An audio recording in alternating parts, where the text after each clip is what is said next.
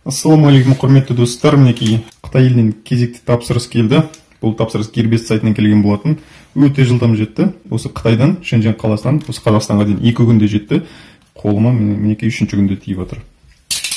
Бұл тапсырыс DHL қызметімен жеткізілген. Олар енді жылдам жеткізеді, бірақ енді жылдам жеткізген үшін қосымша ақша төлеуге тура келеді.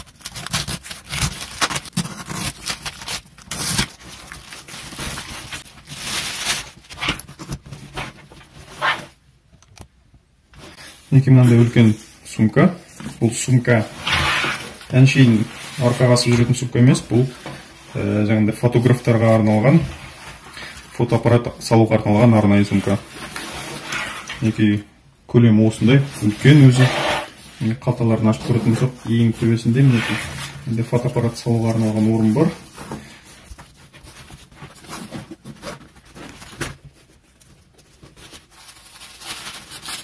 Мұны мінекей жаңбыр кезінде кигізіп алатын, су өткізбейтін осындай бір чехолы. Материал осындай бір су өтпейтін матадан тігілген.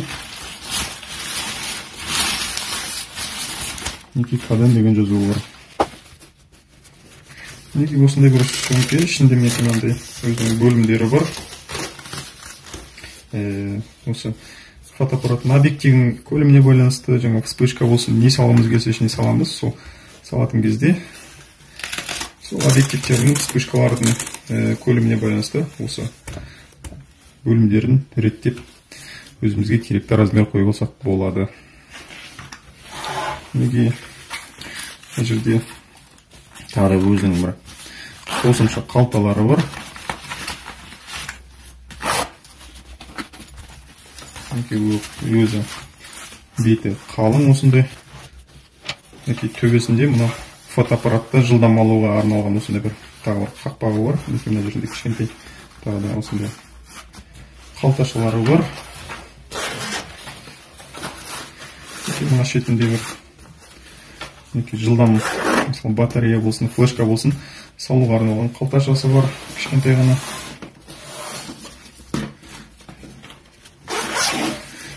Сол жағында мына шетіне салынатын, мысалға жылдам алу керек болатын объектив болсын, вспышка болсын, сондай заттарымызды жылдам алуға арналған осындай бір қалтасы бар. Мына жерде және бір қалтасы бар екен. Мынандай салбырап жүретін, бұл енді не үшін екенін білмедім. Сол сияқты бір оңай алынатын қалта бір зат салуға арналған болса керек, не болмаса уақытша қоя тұрғанға деген сияқты. Және мінекей артқа жағында екі бірдей бөлімі бар. Екеу емес, біреу екен. Мынау мінекей кеңейтуге арналған осындай бір несі. Арнайы материал шығады. Бұл жерге мінекей мысалға мынандай ноутбугымызды салып қоюға болады. Мінекей размері толық келіп тұр. Түгелдей сыйды. Мінекей бір емес, екі бөлімі бар. Дәл осындай өлшемде. Егер ноутбугымыз сыймай бара жатса, қалың болып бара жатса, мінекей былай ашып қоямыз да, ішіне бір емес, екі ноутбугымызды салып алып жүре берсек болады. Мына астыңғы жақтарында мынандай пластик сияқты, бірақ жұмсақ екен, бір резина сияқты, қатты резина сияқты. Осындай бір аяғы дейміз ба, не дейміз, бар екен. Бұлар енді жаңағы сумкамызды жерге қойған кезде қатты удар болмас үшін осындай бір қорғаныш болса керек. Енді арқа жағына келетін болсақ, мына бауы өте жұмсақ, қалың. Негізі жалпы сумканың өзі, рюкзактың өзі сапалы істелінген.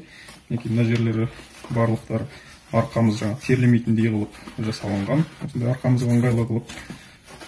Алдыңғы жағында және де мынандай бір қосымша осындай бір қалташалары бар. Мысалға фотоаппаратымызды салатын болсақ, фотоаппаратымызды аламыз да. Мына жақтан бөлімшесін жоғарыға тіреп тұрып жабыстырып қоямыз. Ешқандай төмен қаратай қатты жылжымайтын болады. Өзінің орнында тұра береді. Басқа да қалташалары бар. Бұның ішінде мысалға ұзын объектив, жаңа телеобъектив дейміз, сондай объективтеріміз болса, кішкентай объективтеріміз болса, осының бәрін қалтасына салып, фотоға қажетті заттарымыздың бәрін осы бір сумканың ішіне сыйдырып, өзімізбен бірге тасып жүруімізге болады. Бұл енді жаңағыдай фотомен өте мықты, жаңа қатты айналысатын фотографтарға жақсы сумка негізі. Өйткені мінекей қалташаларын көріп тұрсыздар, өте көп. Мына жерде жаңағы қосымша объективтері, мысалы 1, 2, 3 объектив жоқ дегенде, және мына жақта вспышкалары бар, зарядкасы бар. Соның бәрін салуға мінекей өте ыңғайлы, сыйымдылығы жоғары. Осындай бір жақсы рюкзак. Үстін бассақ та мыжылмайды екен. Сапасы жаман емес, жақсы. Бұның бағасын енді маған жаңағы DHL-дің доставкасымен шамамен бір $55 айналды ау деймін. Нақты есімде жоқ, $55-60 шамасында болу керек. Енді осы видеоның астыңғы жағында сілтемені қалдырам, сол сілтеме бойынша өтіп көрсеңіздер болады. Мінекей достар, видео ұнаса лайк басыңыздар, каналға жазылыңыздар.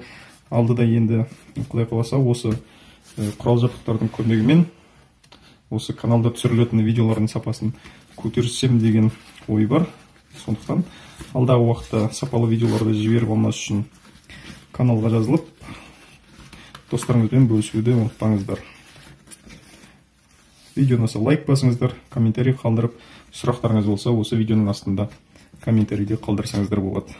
Назар қойып көргендеріңіз үшін көп-көп рахмет. Сау болыңыздар.